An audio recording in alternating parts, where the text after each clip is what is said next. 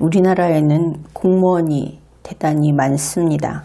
그리고 공무원에 준하는 업무를 수행하는 사람들도 대단히 많죠. 그래서 국민 여러분이 때때로 공무원이 될 수도 있습니다. 직업 공무원이 아니어도.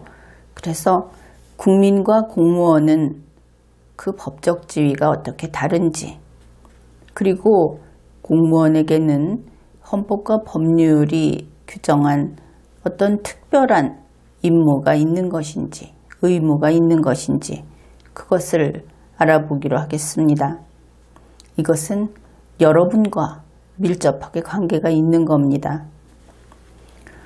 여기에 보라씨라고 하는 인간이 있습니다. 첫째, 왜냐하면 사람 사이에서 사는 그 사람을 인간이라고 하고 그 집단도 인간 집단이라고 한다. 이런 것이죠. 첫째, 보라씨는 인간입니다. 그렇겠죠. 인간이기는 한데 그가 사생활이라고 하는 원칙적으로 비공개라고 알려져 있는 그 영역에서는 사람이 되는 것이죠. 오늘날 이 인간이 사람으로서 살아가는 영역은 대단히 좁습니다. 그 다음으로 보라씨는 법적 지위가 대한민국의 국민입니다. 이럴 때 이 국민이라고 하는 것은 보라씨의 공적 지위가 됩니다. 대한민국 헌법은 다음과 같이 규정을 합니다. 헌법 제25조 모든 국민은 법률이 정하는 바에 의하여 공무 담임권을 가진다. 대한민국의 국민인 보라씨는 공무원이 될 수 있겠죠. 그렇습니다. 공무원이 될 수 있습니다. 그러면은 보라씨의 지위가 어떻게 되는지 그것을 한번 동그라미로 그려보기로 합시다. 가장 작은 동그라미 속에 사람인 보라씨가 있습니다. 그 자리에 여러분 자신을 넣게 되면 사람인 나라고 하는 존재가 있겠죠. 그보다 조금 큰 동그라미를 그려봅시다. 이것을 감싸고 있는 동그라미를. 그러면 거기에는 인간이 있게 됩니다. 그런데 인간인 보라씨가 있다고 이야기할 수 있을 겁니다. 그런데 보라씨라는 그 개성은 인간이라고 하는 공통 부분에서는 좀 약화가 되겠죠. 역시 그 자리에 여러분을 둔다면 인간인 나가 있게 될 겁니다. 이제 세 번째 동그라미를 그려봅시다. 두 번째 동그라미보다 더 큰 것이 될 것이고 이 세 번째 동그라미에는 국민을 써 넣어보기로 하죠. 그런데 여기에서 큰 변화가 생깁니다. 국민인 보라씨가 아니라는 것이죠. 공적 지위이니까 국민인 인간이 되어버립니다. 그러면 그 자리에 여러분을 한번 넣어봅시다. 그러면 국민인 나가 아니고 국민인 인간이 되어버립니다. 이렇게 되면 5,100만이 넘는 그 개인인 국민들을 다 이 자리에 넣게 되면 그저 국민인 인간만 남는다 하는 것을 알 수 있죠. 이름이 없습니다. 얼굴도 없습니다. 그 법적 지위는 국민인 인간이라는 점에서 동일합니다. 우리가 볼 때 사람은 저마다 그 사람의 이름이 무엇인지 몰라도 보면 다 다르다 하는 것을 알 수 있죠. 그런데 이 국민이라고 하는 법적 지위는 얼굴이 달라도, 경우에 따라서는 요즘에는 피부색이 좀 달라도, 그래도 동일하게 국민인 인간, 똑같은 법적 지위가 주어진다. 이것을 알 수 있는 겁니다. 그 다음에 국민인 인간보다 더 큰 동그라미를 그리기로 하죠.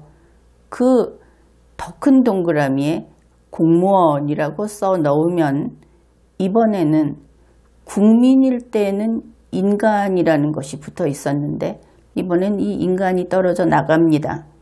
그냥 공무원이라는 것만 있고 인간이 없어지는 것이죠.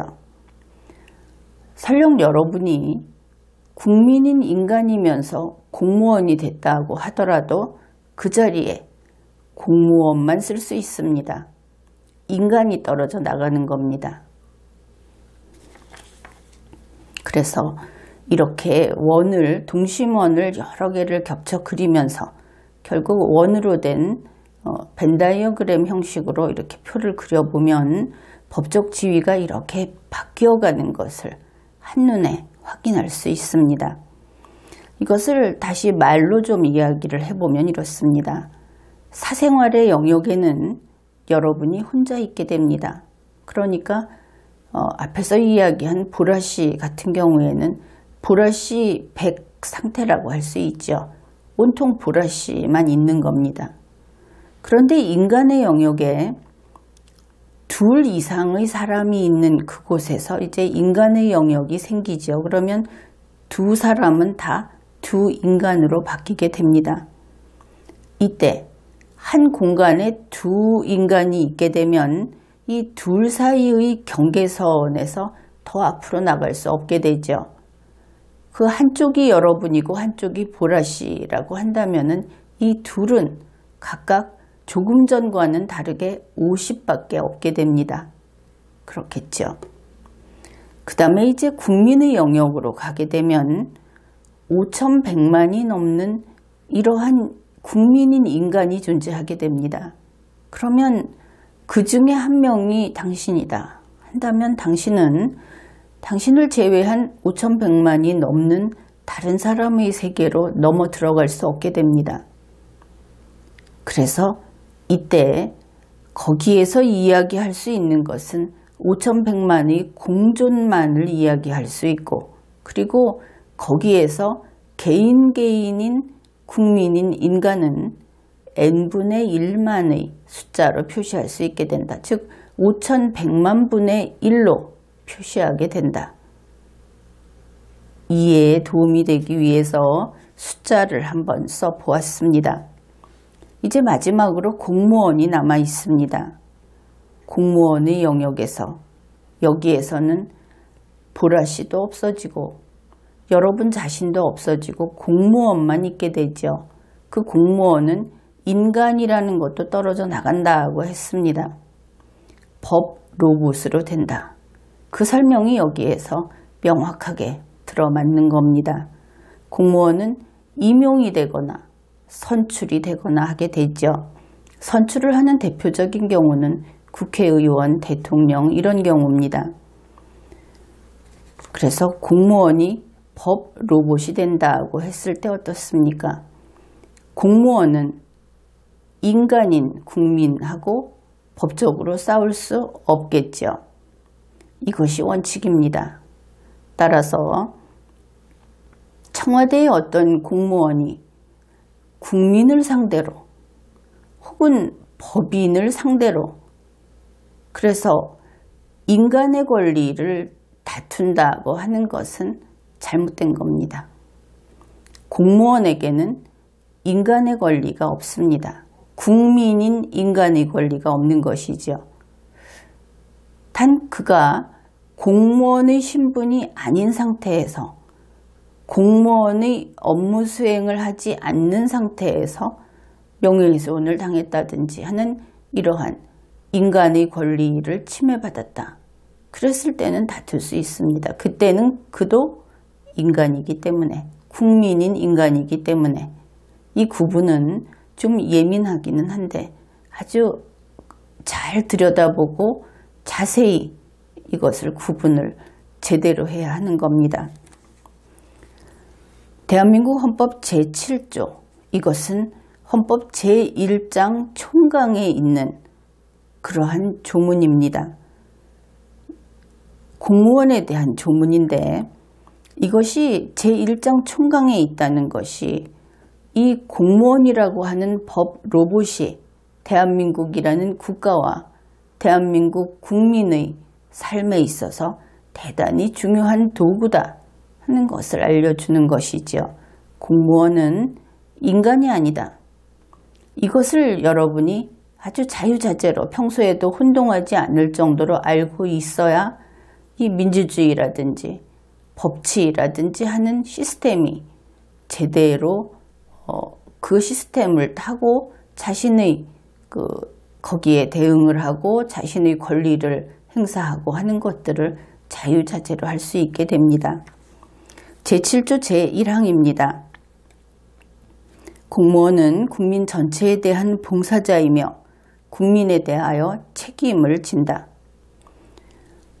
책임을 진다 하는 부분에서 공무원이 법 로봇이기 때문에 공무 수행을 하고 나면 무책임, 책임을 지지 않는 것이 아니다. 이것을 알 수 있죠.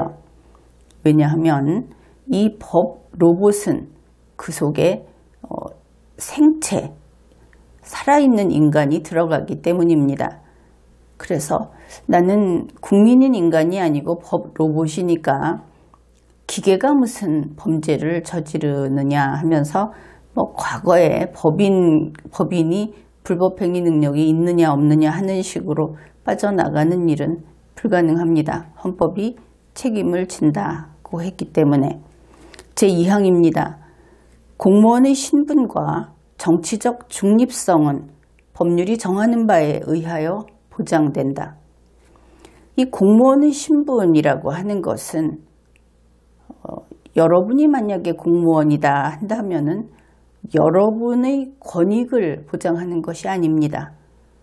이것을 가지고 헌법 제7조 제2항을 가지고 공무원이 만약에 김씨라는 공무원이 있다고 했을 때 김씨가 공무원의 신분 보장을 못 받았다. 그래서 헌법 위반이다. 이렇게 이야기를 한다면은 문제가 좀 복잡해지겠죠. 이것은 법 로봇의 신분입니다. 물론 법 로봇으로서의 신분을 침해하게 되면 그 침해한 데 대해서 침해한 자가 책임을 지게 되겠죠. 이것은 좀 더 복잡한 문제입니다. 헌법에서 이렇게 정치적 중립성이라든지 이런 것을 규정하고 있는데 그것을 국가공무원법은 정치운동의 금지라는 것으로서 목표는 같은데 규제하는 방식이 다르죠. 앞에서 헌법은 보장한다는 식으로 했는데 이 국가공무원법이라는 개별 법률은 금지한다 하는 방식으로 이것을 규제하고 있습니다. 국가공무원법 제65조가 정치운동의 금지에 관한 조문입니다. 이것을 좀 살펴보기로 하죠. 제1항 공무원은 정당이나 그 밖의 정치단체의 결성에 관여하거나 이에 가입할 수 없다. 물론 정당법은 여기에 대한 예외를 규정하고 있습니다. 그러면 국가공무원법과 정당법이 충돌을 하는구나 이렇게 볼 수도 있겠지만 개별 법률도 그 법적 지위가 똑같은 것이 아닙니다. 우열이 있는 것이죠. 국가공무원법이라고 하는 것은 국민을 위해서 봉사하는 법 로봇을 위한 법률입니다. 그런데 정당법이라고 하는 것은 국민들 상호 간의 어떤 결사를 조직하는 그러한 법률이죠. 따라서 정당법이 국가공무원법을 넘나드는 일은 법 해석을 잘못한 겁니다. 그래서 정당법에서 이러이러한 공무원은 정당 활동을 할 수 있다고 하더라도 그가 충실한 국가공무원이라고 한다면 바로 국가공무원법 제65조 제1항을 먼저 준수해야 한다 하는 것을 알아야 하겠습니다. 제2항입니다. 공무원은 선거에서 특정 정당 또는 특정인을 지지 또는 반대하기 위한 다음의 행위를 하여서는 아니 된다. 특정 정당, 특정인을 지지해도 안 되고 반대해도 안 되고 이런 것이죠. 제1호 투표를 하거나 하지 아니하도록 권유운동을 하는 것. 이것은 금지되는 겁니다. 2호 서명운동을 기도 그것을 하려고 하거나 주재하거나 권유하는 것. 이것을 위반하는 공무원은 상당히 많죠. 그 뜻이 좋다고 해서 거기에 참여를 하게 되는데 법률을 먼저 보아야 한다 하는 겁니다. 제3호 문서나 도서를 공공시설 등에 게시하거나 게시하게 하는 것. 문서나 도서가 특정 정당 또는 특정인을 지지 또는 반대하기 위한 목적이면 이 경우는 대단히 폭넓은 그런 그 행위 금지 내용이라고 볼 수 있습니다. 현명하게 잘 판단을 해야 하겠죠. 혹시 이 정도는 아니겠지 하는 그런 태도는 곤란합니다. 제4호 기부금을 모집 또는 모집하게 하거나 공공자금을 이용 또는 이용하게 하는 것. 이것이 대통령이나 청와대에 있는 공무원들이 아주 자주 위반하는 부분이 되겠습니다. 이것을 위반하지 않기 위해서는 항상 긴장한 자세로 헌법과 법률을 지켜야 한다. 그러한 자기의 책무, 자신의 그 임무에 충실해야 하는데 좀 느슨한 공무원이 많죠. 그런데 국가가 좀 발전한, 좀 더 수준이 높은 국가일수록 국민의 수준이 높을수록 이러한 것은 점점 더 엄격하게 법 집행이 되게 되어 있습니다. 그러니까 결국은 정부에서 무슨 정화운동을 한다, 적폐를 청산한다 하는 것은 이미 법률이 다 되어 있습니다. 그것을 괜히 나서서 좀 더 공포 분위기를 조성하고 그 김에 자기들의 어떤 이익을 위해서 그 엄포 놓고 하는 것을 악용하는 것이다. 이렇게 볼 수 있겠죠. 법만 잘 지키면 이미 만들어져 있는 법만 잘 지키고 모든 공무원이 자신의 임무를 충실히 법을 위반하지 않으면 지금 나타나고 있는 온갖 문제들, 사실 문제들은 한마디로 법을 위반했다 하는 것 아닙니까? 법을 위반해 놓고는 남이 법을 위반하는 것을 보고는 그것을 놔두고 적폐를 청산하자 이렇게 나오고 있는 겁니다. 그 적폐라고 하는 것이 이 정도는 괜찮겠지 해서 그거는 관행이다. 그 생각 자체가 잘못된 것이죠. 법은 아주 폭넓게 정치행위, 정치운동을 금지하고 있는 겁니다. 자기 자신이 자기를 속이면서 혹은 남이 좀 속아주겠지 하고 그 폭을 좁힌 것이지 실제로는 안 되는 일을 한 것이죠. 법률에 없는 게 아닙니다. 제5호 타인에게 정당이나 그 밖의 정치단체에 가입하게 하거나 가입하지 아니하도록 권유운동을 하는 것. 이런 일을 해놓고 나는 그냥 어떤 단체 가입을 이야기했을 뿐이다. 거기 가입하지 말라고 했을 뿐이다. 이런 이야기 해본 적이 있을 겁니다. 법 위반입니다. 제3항입니다. 공무원은 다른 공무원에게 제1항과 제2항에 위배되는 행위를 하도록 요구하거나 정치적 행위에 대한 보상 또는 보복으로서 이익 또는 불이익을 약속하여서는 아니 된다. 지금 이 제3항의 경우에는 2항하고 좀 다른 것이 정치적 행위에 대한 보상 또는 보복으로 이익을 약속하든지 불이익을 약속해서는 안 된다 하는 부분입니다. 이것을 보면 반부패 척결 혹은 무슨 농단 심판, 캠코더 인사, 적폐청산 이러한 것들이 이 이익 또는 불이익을 약속하는 것이 아닌가 판단해 보아야 하겠죠.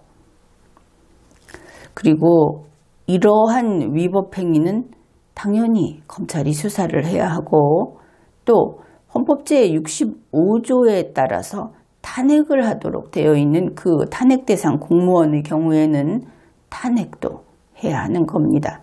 이 국가공무원법이라고 하는 것은 혹시 고위직은 여기에 해당이 안 되는 것인가 이렇게 잘못 알고 그렇게 생각하는 경우가 있죠. 대통령이나 또 대법원장이나 이런 사람들은 상관이 없을까? 그런데 그렇지 않은 겁니다. 제4항, 제3항 외에 정치적 행위의 금지에 관한 한계는 대통령령 등으로 정한다. 그래서 이것은 시행령 등으로 정할 수 있고 그 금지에 관한 한계를 정한다고 되어 있는데 제3항 이외에만 할 수 있도록 되어 있죠. 그래서 제65조 제3항이 대단히 중요하다. 그런 의미도 또 되는 겁니다. 이렇게 공무원은 정치운동을 하면 안 되고 정치적 중립을 유지해야 한다. 왜냐하면 이들이 법 로봇으로서 사실은 그들이 정치를 하고 있는데 거기에서 방향을 틀어버리게 되면 국민은 이들이 법을 지켜서 일을 하는 줄 알지 자신들을 그런 식으로 잘못 인도할 것이라고 생각을 하지 않겠죠. 그래서 공무원이 이런 정치 행위를 하는 것은 아주 엄격하게 단속을 해야 하는 겁니다. 앞에서도 살펴보았듯이 공무원은 법 로봇으로 충분하다. 그래서 공무원에게는 이름도 없고 얼굴도 없고 심지어 신체도 없고 개성도 없고 사람도 없다. 이것을 잘 알아두어야 하겠습니다. 언제 그러냐? 공무원이 공무원 신분일 때, 또 공무를 수행할 때, 국민이 보았을 때 공무원으로 인식될 때, 그때 그들은 국민인 인간이 아니고 법 로봇이다. 이런 것입니다. 공무원이 정치운동을 하면 안 된다 하는 것은 당연하죠.